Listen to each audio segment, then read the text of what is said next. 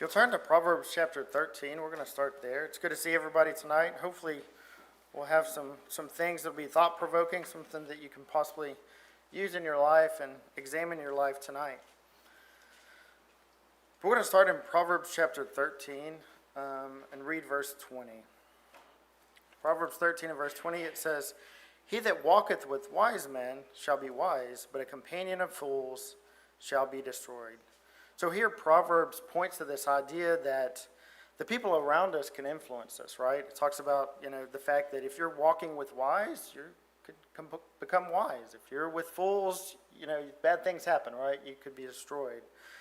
And so the Bible talks about this idea about the impact people around us can have. That can be very positive, as you can see, as you walk with wise people, or it can be a very negative thing on us as well. There can be destruction brought to us by the things that or the people that we're around if it's a negative thing. I thought of this lesson, I came up with this idea based on a quote that I have heard before in my life, and I've heard people talk about it and this idea, but I ran into it just recently again. It's by a motivational speaker, Jim Rohn, I think is how you say his name, but he said, "You're the average of the 5 people you spend the most time with." You're the average of the 5 people you spend the most time with. It's an interesting idea to think about, who are you spending time with? Who are you around? And he kind of puts it out there. You're kind of become the average of those 5 people. Again, like I said, something I've heard before. I've heard people talk about that idea and who you're around to try to maybe improve yourself, so to speak. I've heard it at work before, and with the idea of, you want to be around people that can help you be better in your life. And so this idea is that, you're going to start to think like those people. You're going to start to behave possibly like those people that you're around a lot, that you're even going to start to maybe even dress like the people that you're around a lot. And so they have influence in our life. Another saying that I've heard is, "Show me your friends and I'll show you your future." Show me your friends and I'll show you your future. Again, with this idea of, if I can see your friends, I can see what you're going to eventually become, because you're going to start to behave and act and possibly think and, like I said, even dress like the people that you're around. And so there's this idea that they have this influence in our lives. And so spending time with people can have an influence on your life. Hopefully, you look to be around people that help you become a better person, right? That help you achieve more in your life. There's some research I looked up as well, or found. Some people believe it's 5 people. Some believe it's more than 5. Who knows if it's the 5 people or the 10 people you're around. But some people say, that influence extends way beyond 5 people, and it's even people you haven't met that have influence in your life. But at some level, wherever you draw that line, influence is real, and God talks about that in the Bible and teaches a similar concept, that the people around us matter. They influence us in our lives from in one way or the other. Some research suggests that people that surround you have the biggest impact on your behavior, on your attitude, and on your results, whatever you're doing in your life. And research is showing, at least some of this that I've found, that the people that surround you have the biggest impact on those things: your behavior, your attitude, and your results. And then finally, I found this. There's a social psychologist from Harvard, David McClellan, and this was kind of eye-opening. It said, "The people you habitually associate with determine 95% of your success or failure in life." 95%. Wow, that's a lot. I don't know how true that is. I don't know how he measures 95%. I don't know how he measures what your success is or your failure is in life. But again, the idea that the people around you can certainly have an impact greatly on your life. And some of these folks that research this have talked about it and talked in great lengths about the impact people around you can have. So hopefully it's not a hard thing to understand that people can really influence our lives. And sometimes it can be a very positive thing. Some people are very helpful and help you achieve more in your life. And then sometimes people hold us back and they influence us in the wrong way. And in a variety of circumstances, they can be a negative in our lives. In Proverbs chapter 27,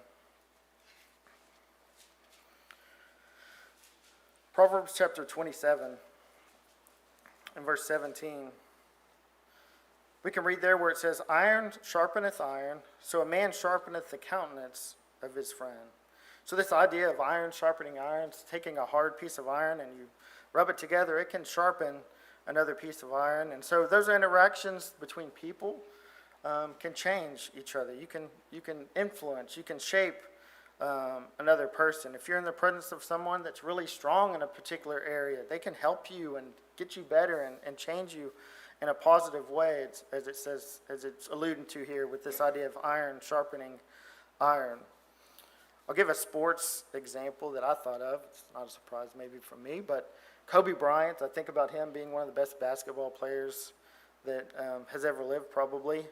He came into the NBA straight out of high school, young kid, around all these NBA players, probably thinking, okay, you would think, okay, he's going to get better, he's going to be around all his teammates and that sort of thing.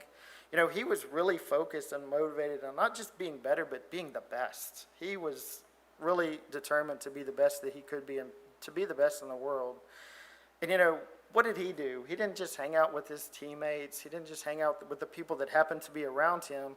He sought out people that could help him get better. And one of those people he sought out was Michael Jordan, who many will believe, and you can argue this with my wife, she believes is the best basketball player that's ever lived. If you want to have a fun conversation, go tell her it's somebody else.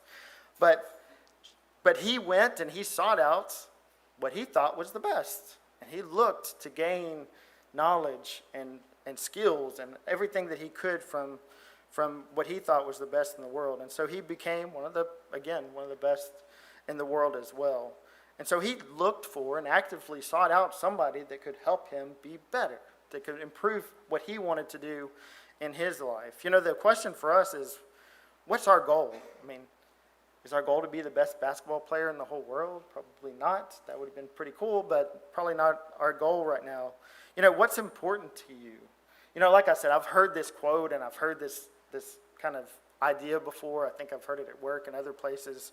If you want to become a better leader, go find leaders that are really good and successful and spend time with those people, right? If you want to own your own business, go find people that have started and built businesses and are successful. That's the people you want to be around. Don't be around somebody that keeps failing when they try to open a business. Go find somebody that's successful, right? If you want to be a great chef, do not hang around me. I'm not going to help you be a better cook. Go find somebody that's a great cook and learn how to cook and then invite me over to eat. But I'm not going to help you become a better cook. So you need to find people that are good at those things. And like I said, we can understand how that can happen in our lives. But we as Christians, I guess, is the point. We as Christians, what is really our goal? What should be our goal in our life? And how can we get better? I hope our number one goal is to serve God and obey God. If we want to do that, we want to be around people that are good influences in that way, good godly influences, people that are striving to do the same type of things, to live a life according to God's will and live a life in service to Him. And so I hope we'll understand that we can chase other things. There's plenty of things that you can maybe get better at, and there's nothing wrong with going and finding a mentor to be a better leader, whatever the case may be. But our number one goal should be to make sure that we're around people that can help us and influence us be better Christians and be better service in God's kingdom. And those associations and those friendships are important. In Ruth chapter 1, talk a little bit about some of the associations or friendships that we can and should have. Ruth chapter 1, this talks about the relationship between Naomi and Ruth, her daughter-in-law. And in verse number 16 and 17 of Ruth chapter 1, it says, And Ruth said, Entreat me not to leave thee, or to return from following after thee. For whither thou goest, I will go, and where thou lodgest, I will lodge. Thy people shall be my people, and thy God my God. Where thou diest, will I die, and there will I be buried. The Lord do so to me, and more also, if aught but death part thee and me. And so, in this situation, Ruth, the daughter-in-law, wanted to stay with Naomi, wanted to be the friend, wanted to serve the same God and support her in this situation. And so we can see the relationship that they had and the love that they had one for another. In Ecclesiastes chapter 4, Ecclesiastes chapter 4.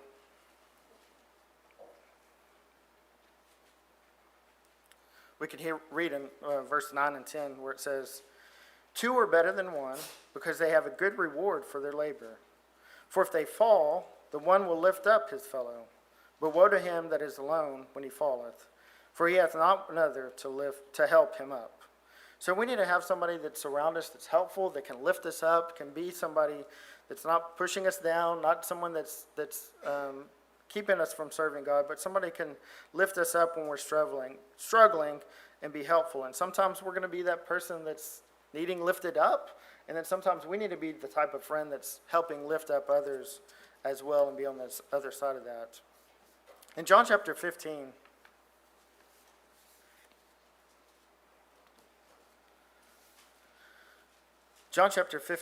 and verse 12 through 15, it says, "This is my commandment, that you love one another, as I have loved you. Greater love hath no man than this, that a man lay down his life for his friends. Ye are my friends, if you do whatsoever I command you. Henceforth I call you not servants, for the servant knoweth not what his Lord doeth. But I have called you friends, for all things that I have heard of my Father I have made known unto you." So Jesus talks about this idea of being friends, his disciples and those around him being friends, and the love that he had for those friends. And we need to have people in our life that have that same kind of idea, that they have a love one for another. Another example in Samuel is Jonathan and David. I know Riley, I think it was, spoke about the relationship that they had a while back. But Jonathan and David had the kind of friendship that we want to have with fellow Christians. And so when we look at the people around us, what kind of people do we want around us? What kind of characteristics should they have? In 1 Thessalonians chapter 5,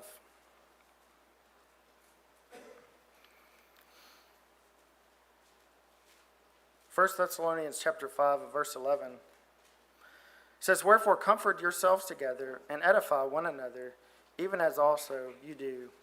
We need to have friends that encourage, that comfort one another, that edify one another, that help each other. And those are the types of people that we want to make sure that we're around. Again, putting away some of those friendships or so-called friendships that don't do this, that maybe push us down. In Galatians chapter 6,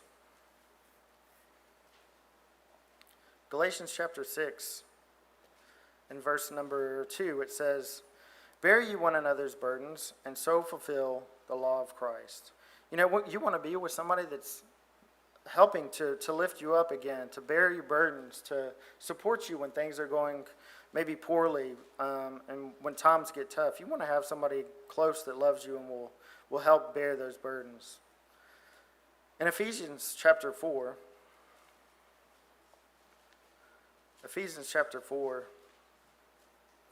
verse 15, it says, "But speaking the truth in love may grow up unto him in all things, which is the head, even Christ." We need to have godly friends that speak the truth, that love us, and are willing to speak the truth to us in love. James chapter 5 and verse 16 says, James chapter 5 and verse 16 says, "Confess your faults one to another, and pray one for another, that ye may be healed. The effectual fervent prayer of a righteous man availeth much."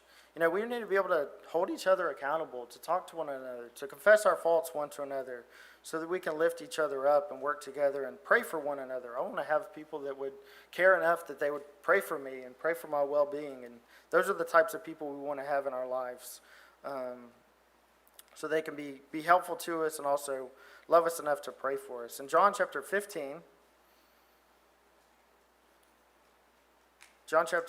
and verse 13, says, "Greater love hath no man than this, that a man lay down his life for his friends." We want to have godly friends that are willing to sacrifice and do things for us. You don't want to have too many people that have to die for you. You kind of start to lose your friends that way, but you want to have somebody that loves you enough to sacrifice and to do things that maybe are a bit hard for them, but they love you enough that they're willing to do that. That's the kind of people that we want to be around. In John chapter 13 and verse 34,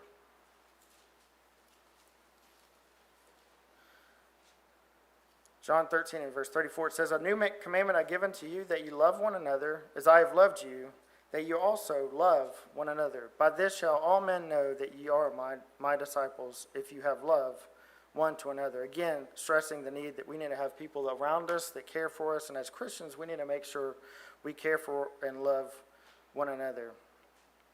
And then finally in 1 John chapter 3, 1 John chapter 3, starting here in verse 16. It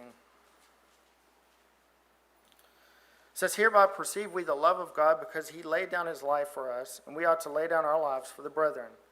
But whoso hath this world's good, and seeth his brother have need, and shutteth up his bowels of compassion from him, how dwelleth the love of God in him? My little children, let us not love in word, neither in tongue, but in deed and in truth. And so we want people around us that can exemplify God's love for us, Christ's love for us, not just in their word, not just by saying it, but some of their actions as well. That they have a love for us, and we have a love for them, that we can really support each other and help each other when things are going rough. As it says here, not just in word, but in deed. So I hope we'll consider the friends that we have, the people that we have around us. You know, one of the things that I've heard and some of the guidance when we talk about the influence of people in our life is you kind of have to actively make sure that you're putting people in your life that are going to be a good influence. You know, it's real easy to just walk through life and just whoever happens to be around is who you're around, and sometimes that can be really detrimental. You know, I could go to work and I could just be around the people that I work with, maybe in my work group, people that are sitting on my floor, and just kind of be influenced by those people. Or I could be active, right? And I could search out and look for people that have, you know, leadership that I want to build, or have a role maybe that I want to learn about. But that takes work, and that takes effort, and that takes thought. It's real easy to just show up and not really do anything. And I guess the challenge tonight is for us to do the same thing in our daily lives, and think about the people that are around us, and make sure we have godly influences. Not just kind of go through life and, well, whoever's around me happens to be around me, but really think about the relationships we have, and think about the people that we're around and the people we're spending a lot of time with, and make sure that that's the kind of people we want to become in our life, because like they at least try to say is we become an average of those people that we spend a lot of time with. So I know I haven't spoken very long, but hopefully something to think about. Really think about the people we're spending time with. If you look out and you look at the 5 people or the 10 people or whatever number you want to think about, and you think, you know, these aren't. If I become these people, this is not where I want to end up. Then maybe we want to really examine our lives and take a step back and make sure we're spending our time with godly influences, godly people, and make sure that they're helping us get better and not pulling us down. So, like I said, a few thoughts for tonight to hopefully examine our lives. We never know the minds of those that are here. There may be someone that needs the prayers of the church for whatever reason. We certainly invite you to come. Or if there are ones that would like to obey the gospel and be added to the kingdom and be baptized, we certainly invite you to come as well as we stand and sing the song of invitation.